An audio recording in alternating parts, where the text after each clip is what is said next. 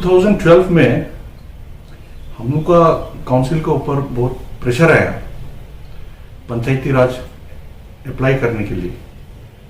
तो उस टाइम में आप लोग सब भी देखा होगा, पेपर में भी निकला, गवर्नर हम लोग को राजभवन में बुला के पंचायती राज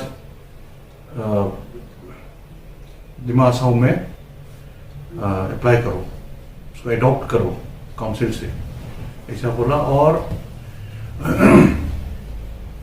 सेंट्रल गवर्नमेंट का तरफ से भी एक मिस्टर पांडा IAS ऑफिसर, वो काउंसिल में आके हम लोग के साथ मीटिंग करा और उसका तरफ से भी वही था कि पंचायती राज को यहाँ में अप्लाई करना है, we have to adopt the Panchayati Raj system.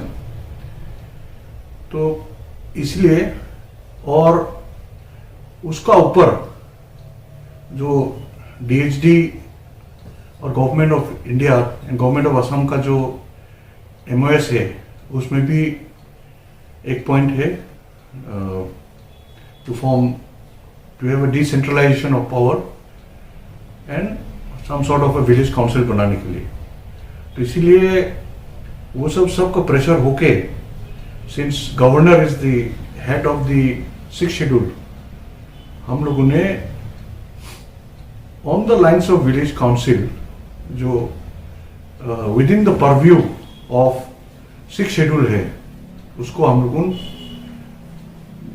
एक ड्राफ्ट बनाया और बिल बना के उसको गवर्नर को वहां कॉन्सेंट के लिए भेज दिया था 2012 में। ये एक्चुअली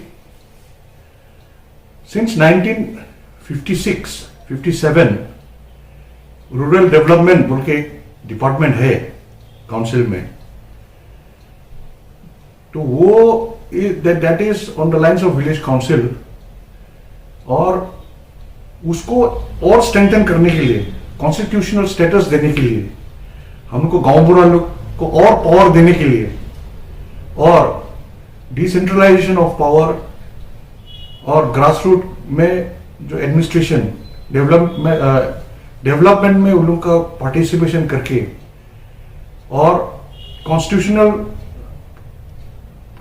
पावर्स उन लोग को देने, गांव बुरा लोग को देने के लिए हम लोग को विलेज काउंसिल जो बोला, उसको बिल हम लोग गवर्नर को भेजा। लेकिन गवर्नर उसको सेटिस्फाई नहीं हुआ। वो जो मांगता था प्योरली पंचायती राज सिस्टम यहां में मांगता बोल के, वो सेटिस्फाई नहीं हुआ बोल के, एक्सेप्ट नहीं हुआ।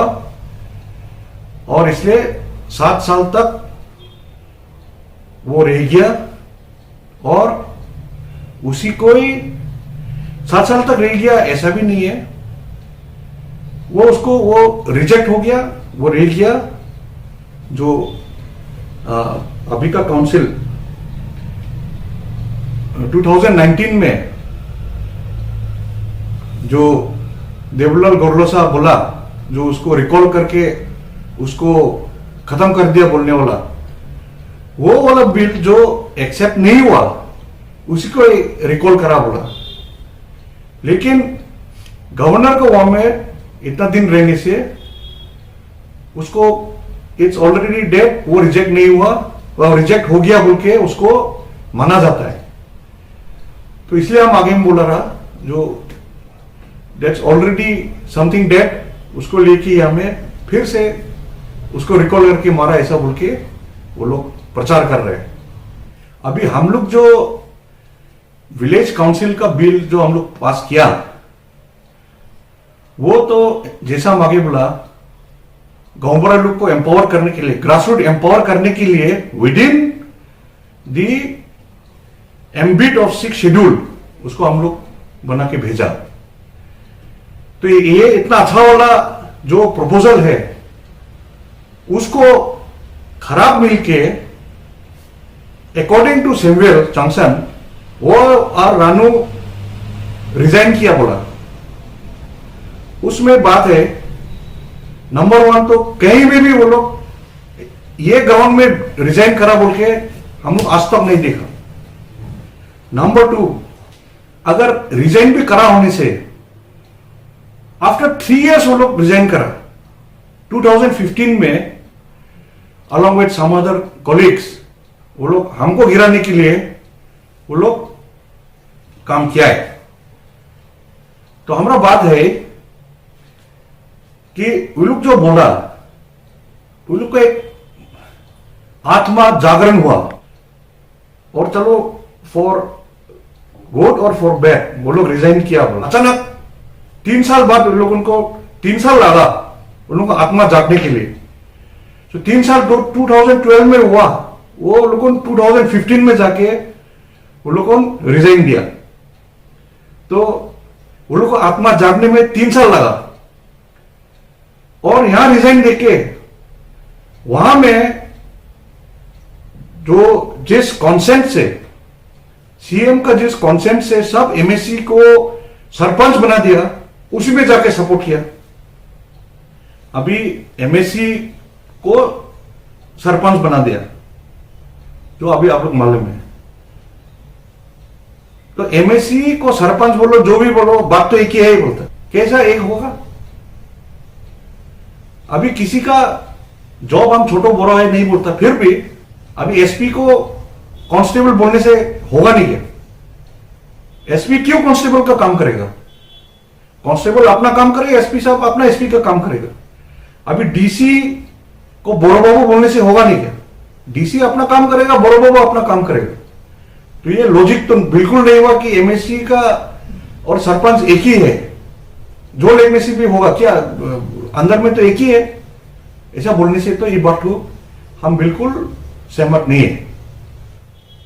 Framing of constitution of India और उसके साथ साथ 6 शेड्यूल जो फ्रेम किया, उस टाइम से ही 6 शेड्यूल बनाने का इतना फेवरेबल एटमोस्फियर नहीं रहा।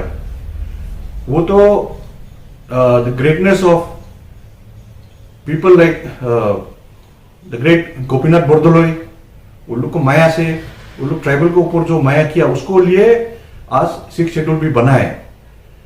But over the years there has been constant एक एफर्ट होता है जो 6 शेड्यूल को डाइल्यूट करने के लिए, और सकने से तो उसको एबोलिश ही कर देगा ऐसा हम फिर टू।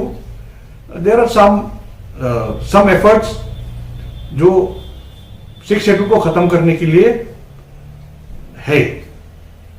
तो इसलिए हमको कंसर्न है कि अभी असम पंचायती राज एक्ट बोलो, जो भी बोलो, जिससे पंचायती राज यहाँ में लागू नहीं हो सकता है बोला, ठीक है मानता है, लेकिन इसीलिए तो इनडायरेक्टली करने मांगता ना। अभी आगे जैसा बोलता है एचडी उठाने का रहा बोल के सुनने मिलता है, तो अभी डायरेक्टली नहीं कर सकता, इनडायरेक्टली करता है, इसलिए एमएससी लोग सरपंच बना देता है। तो नहीं होगा तो नहीं होगा, ठीक है, लेकिन नहीं होने में इनडायरेक्टली करने मांगता, डर तो उसी में है। और करने नहीं सकता ऐसा नहीं है, अमेंडमेंट करने से यहां में अप्लाई कर नहीं सकता है। अगर करेगा बोलने से तो यहां में भी इट विल अप्लाई हो जाएगा। तो इसीलिए ऐसा सिचुएशन में हम लोग को लीडर लोग भी ऐसा इरेस्पॉन्सिबल काम करना नहीं है। तो एमएससी को सरपंच लिख दिया तो किसी को क्या कर दिया और उसको ये डिफेंड करते रहेगा। गलत है तो गलत है बोलो। हम लोग का जो 6 शेड्यूल है उसको हम लोग को कैसा करके स्ट्रेंथन करेगा और बढ़ाएगा। ऑटोनोमस स्टेट का बात करता, सेपरेट स्टेट का बात करता। अभी 6 शेड्यूल को हम लोग को अच्छा से कब्जा में रखने नहीं सकने से 6 शेड्यूल को पावर है तो हम लोग को कमती करते जाएगा। डायरेक्टली हो इनडायरेक्टली हो, पंचायती राज का ऑफिस जो हम लोग करते जाएगा होने से, सरपंच लिखते जाएगा होने से, तो एक दिन तो 6 शेड्यूल होने से भी 6 शेड्यूल नहीं होने को बराबर हो जाएगा। वो डेंजर है। इसलिए जितना भी बोलो, जितना भी आत्मा जागो हो, झूठ है ना सच है सब मालूम है। तो इस से हम लोग का डिस्ट्रिक्ट के लिए, हम लोग का 6 शेड्यूल के लिए बहुत डेंजरस है।